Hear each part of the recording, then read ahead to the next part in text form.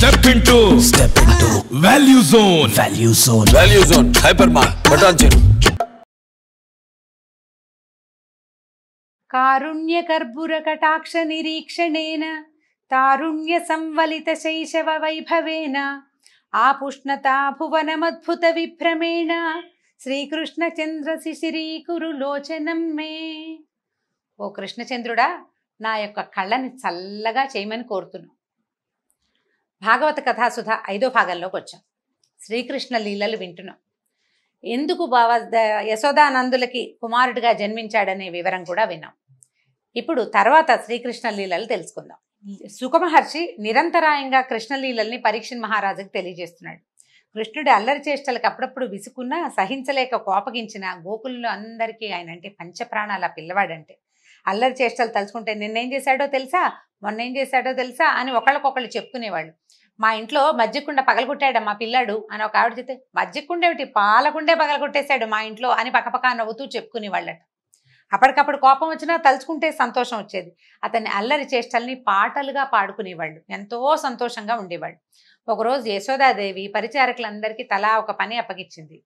అయితే అందరూ తలా ఒక పని మీద వెళ్ళిపోయారు. పెరుగు చిలికే మజ్జిగ చిలుక్కోవాలి, ఆ పనికి ఎవరు లేరు. సరే ఆవిడే తనే కట్టుకుందాము, మజ్జిగ చేసుకుందాంలే అని ఏం చేసింది, కవ్వం తాడు బిగించింది. అక్కడి నుంచి తెల్లటి పట్టుచీర కట్టుకుందట. నడుముకి రత్నాలు పొదిగిన వడ్డాణం పెట్టుకుంది, బంగారు కంకణాలు ధరించింది.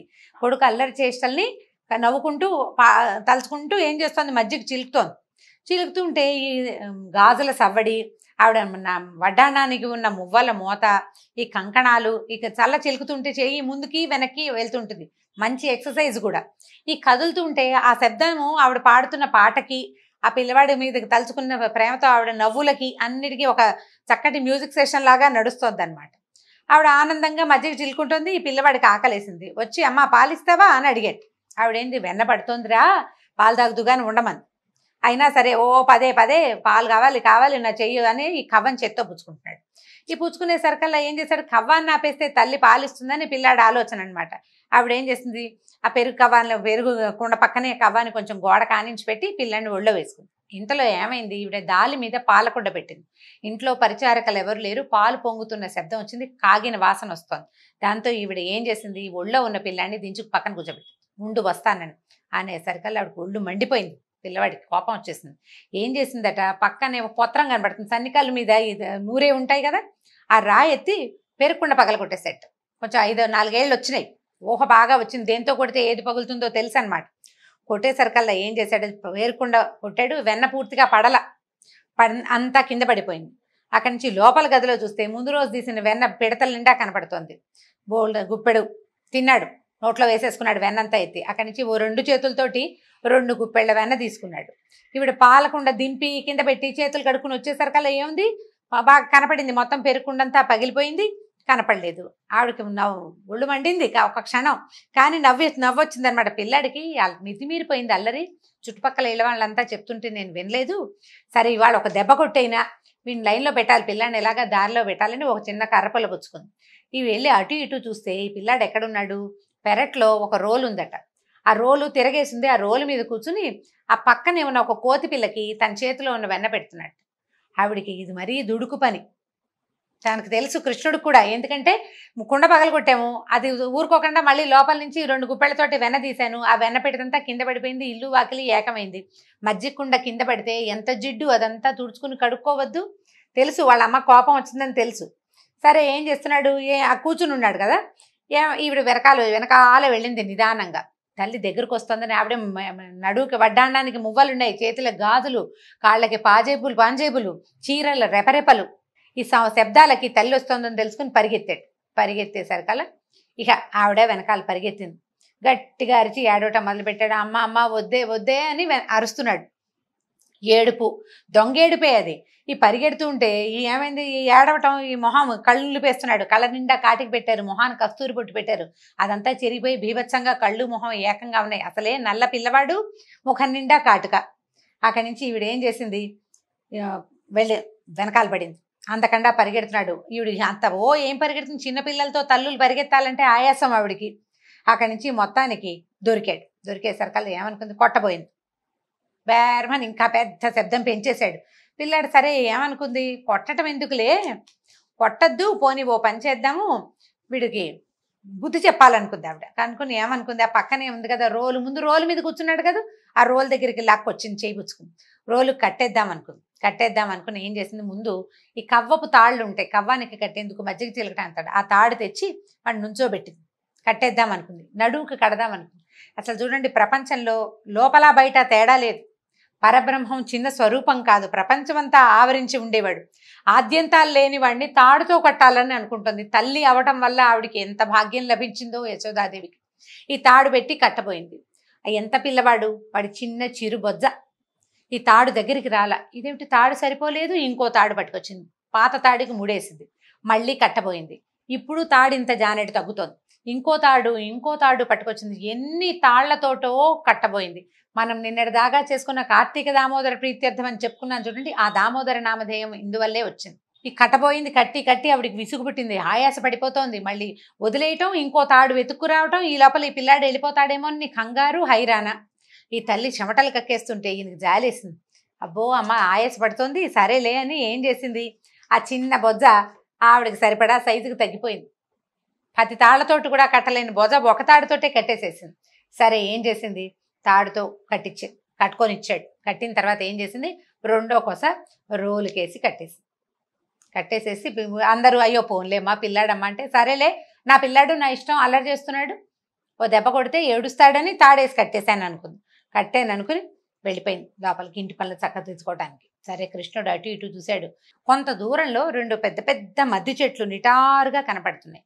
ఇవేమిటట, యక్షులకి రాజైన కుబేరుడి కుమారుడు ఇద్దరు, నలకూబరుడు మణిగ్రీవుడు అనేవాళ్ళు నారదుడి శాపానికి గురయ్యి ఇట్లా మద్ది చెట్లుగా మారిపోయారు. మారిపోయేసరికల్లా ఈయన అడిగాడు, ఇదేమిటి ఇలా ఎందుకు జరిగిందని ఈయన అడిగాడు. అడిగితే పూర్వం ఆయన ప్రశ్న కూడా చాలా చక్కగా అడిగాడు.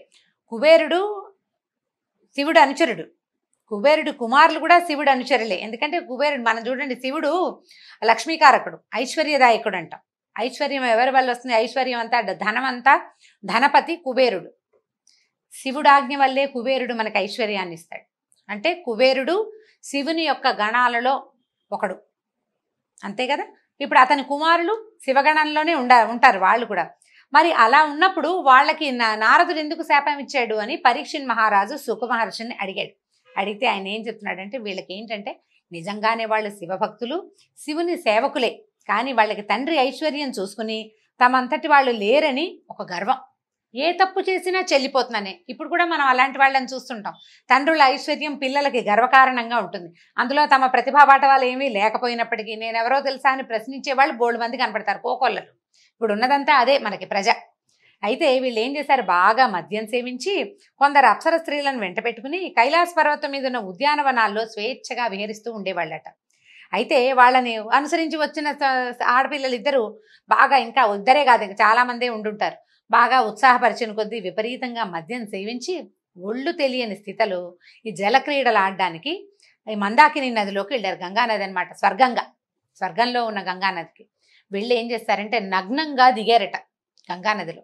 దిగేసరికల్ స్త్రీలు కూడా, వాళ్ళతో ఉన్న అప్సరసలు కూడా ఈ యక్షకుమారులను అనుసరించి వాళ్ళు కూడా వస్త్రాలు వదిలేసి వివస్త్రాలుగానే నదిలోకి దిగారు.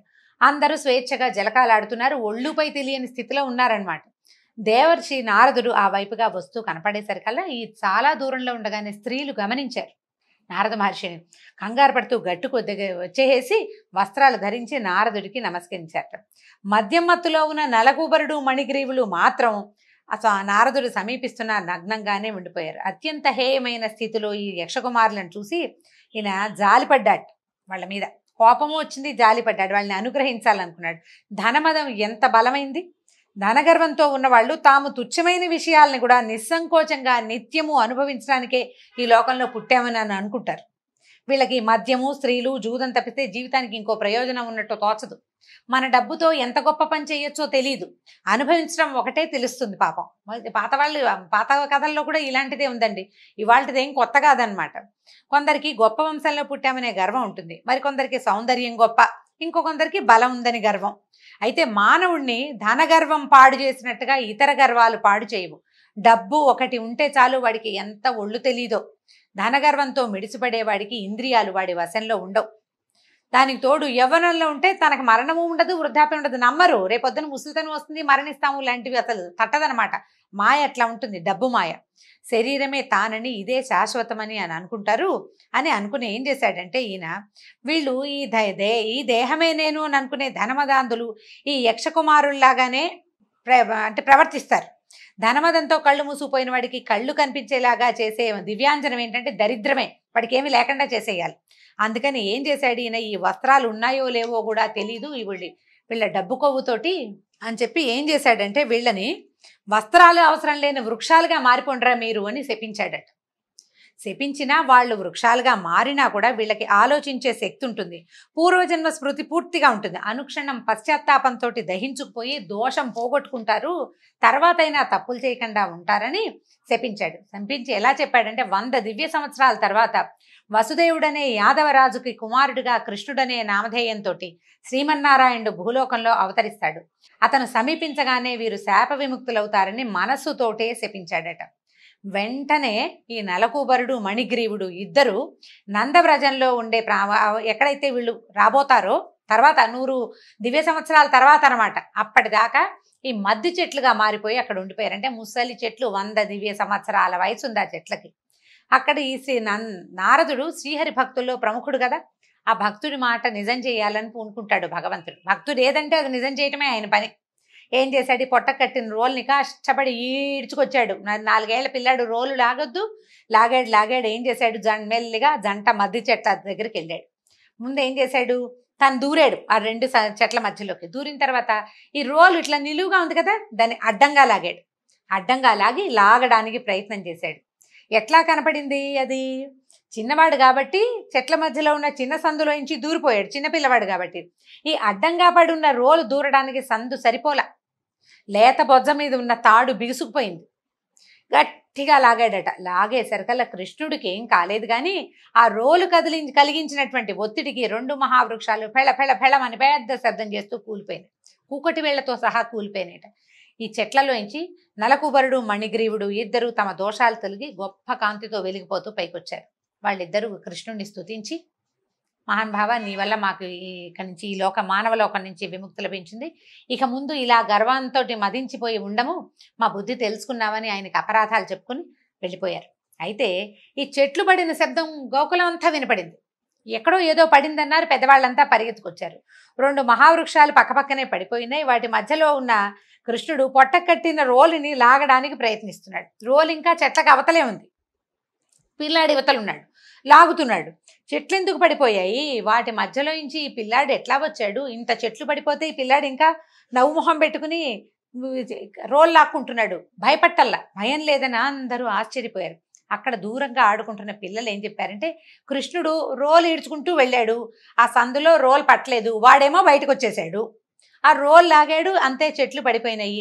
తర్వాత 2 మనుషులు వచ్చారు అక్కడికి అని చెప్పారు.